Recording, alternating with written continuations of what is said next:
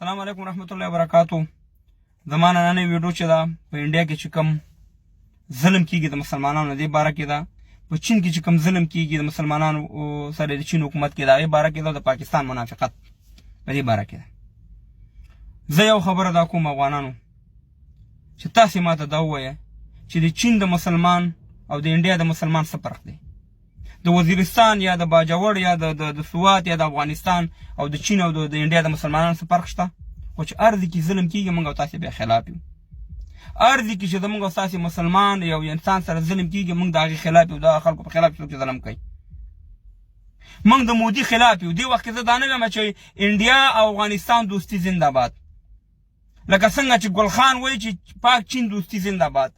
زه دې وخت کې وایم چې نالت دې په تاوانې مودي، نالت دې په تا بد شکله چې د کمې ورځې ته ناستې ته په حکومت کې هم د مسلمانانو په خلاف باندې ته رنګ دسیسې جوړې، هم زمونږ مسلمانان شهیدانې، هم جوماتونه ورته ورانې، هم در په در کې هم قانونونه روباسي. او همداسې په چین کې افغانانو په چین کې 20 لکه مسلمانان برمته شوي دي. نمونه یې ورته بدل کړه، د مسلمانۍ نمونه، لکه زما د یو مسلمان نوم یو ستا هغه بدل کړه، د کافرو نمونه پې کېښوده، په زوره پې د خوږ غوښې خوري. د عمران خان نه چا پوښتنه وکړه چې په چین کې مسلمانان 20 لکه مسلمانانو سره ظلم کېږي؟ عمران خان ورته زه خبر نه یم. بیا ته په جنیوا کې دا پوښتنه بیا وکړه، عمران خان ورته ویلې چې موږ او چین او پاکستان یو اګریمنټ کړی دی چې ته به زما په کارونو کې ګوتې نه وې، زه به ستا په کارونو کې ګوتې نه وم. بخښنه غواړم. نو بیا ستا مسلماني څه شوه پاکستانه؟ ستا انسانیت څه شو چې په چین کې مسلمانانو باندې ته یو بیان نشي ورکولی؟ زه نن راپاڅېدلم، زموږ نور مبارزین یم سلام درته کوم، لرو برو افغانانو، پښتنو د افغانانو چې تاسې د انډیا په خلاف باندې ویډیوګانې وکړې، تاسې د انډیا په خلاف باندې پوسټونه وکړه. دې ته وایي مسلماني، دې ته وایي غیرت، دې ته وایي ایمان.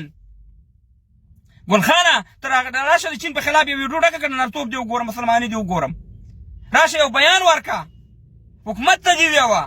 زه په قصه کې هم نه یم، زه نالت یم په مودي وانې چې زما یو مسلمان یا ورور وشهیدی، یا زما یو جومات په انډیا کې دغه کېږي، شهید کېږي. ما ته هغې او د امریکني فرق نشته دی. خو خبره دا د افغانانو چې ظلم هر ځای کې وي، خو ګلخانه ته دا ځان کې جرأت پیدا که چې وایه چې په وزیرستان کې ظلم شوی، په سوات کې ظلم شوی، په ملکن کې ظلم شوی، په باجوړ کې ظلم شوی، په افغانستان کې آیسای تورې ادارې 43 کاله کېږي، ته ګوتې وخې ورکړې، په لکاو افغانان مسلمانان دې مړه کړه، 30 لکه د بنګالیان شهیدان کړه.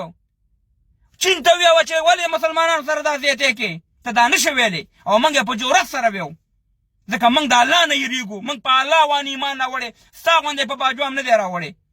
نو نالت ویو د انډیا په حکومت باندې چې زمونږ مسلمانان وروڼه ووجني، شهیدانه یا جوماتونو ته نسخان رسوي. او موږ همدغه شانې نالت د چین په حکومت هم ویو، او همدغه شانې نالت د آیسای په دې مرداره اداره باندې هم ویو چې دا د مسلمانانو په قتل کې شامله ده. یو بیان د چین په خلاف نشي ورکولی. فرق څه دی د دې مسلمان او د هغې مسلمان، د چین او د انډیا د مسلمانانو؟ دا ویډیو مخکې شیر کړئ افغانانو. منم هم خپله مبارزه ستاسې معلومه شوه چې تاسې د حق سره ولاړه سئ، اصلي مسلمانان هستئ، اصلي انسانان هستئ چې د انډیا والا سره همدردي وښوده. موږ یې ورسره بیا هم ښیو، بیا هم ښیو. مشکل د انډیا په ګورنمنټ او په مودي نالتي کې دی. خدای